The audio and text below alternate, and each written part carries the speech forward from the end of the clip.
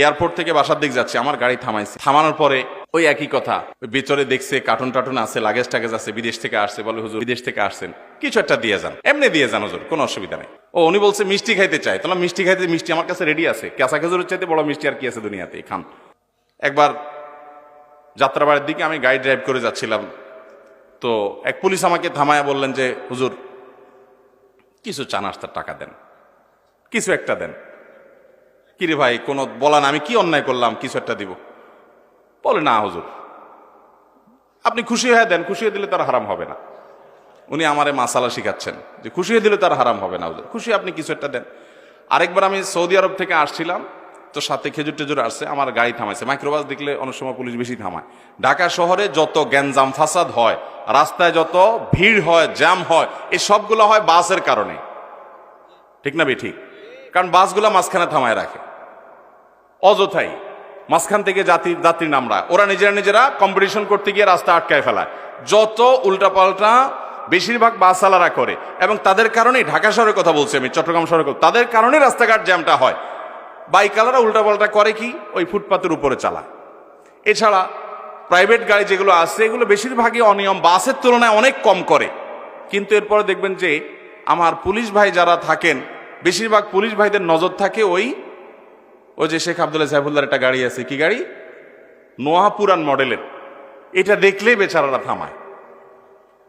হ্যাঁ, হয়তো এটা দিয়ে অকারেন্স বেশি করে, ওনারা হয়তো ভালো জানেন, সেটা ভিন্ন বিষয়। কিন্তু আমার কথা হলো, সবচেয়ে বেশি অনিয়ম, ফিটনেস কিভাবে সার্টিফিকেট করা হবে আল্লাহ জানে, কিন্তু সেগুলো ধরাধরের নামগন্ধ নাই।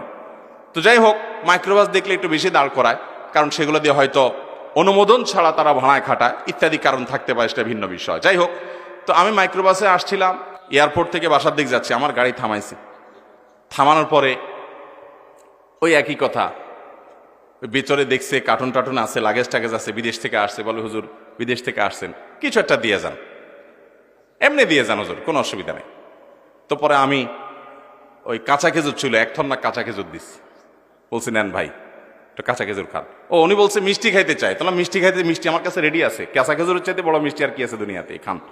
দিয়ে আমি তারপর চলে গেছি। ভাইরা আমার, তো যেটা বলছিলাম, উপহারের নামে খুশি হইয়া দেন, এই যে খুশি হইয়া দেন, এটাও চাঁদাবাজি, এটাও জায়েজ।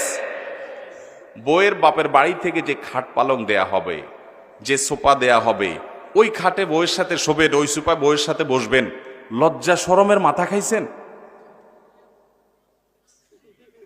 কি বলে?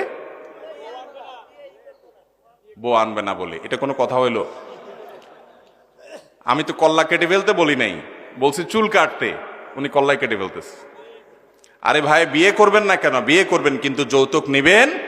একটা মেয়ে জন্মের পর থেকে বড় হওয়া পর্যন্ত লক্ষ লক্ষ টাকা ইনভেস্ট করে তার মা বাবা তাকে মানুষ করে, ঠিক না বেঠিক? এরপরে আপনি যায়া সে মেয়েটা, আস্ত মেয়েটা তুলে নিয়ে আসতেছেন।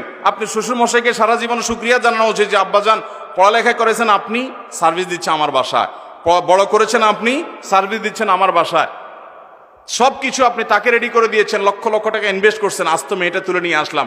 সারা জীবন শ্বশুরের কাছে আপনি অবনত থাকবেন, সেটা না করে উল্টা বরং শ্বশুর বলতেছেন মেয়ে দিয়েছেন, ভালো কথার সাথে খাট পালাঙ্গ দেন।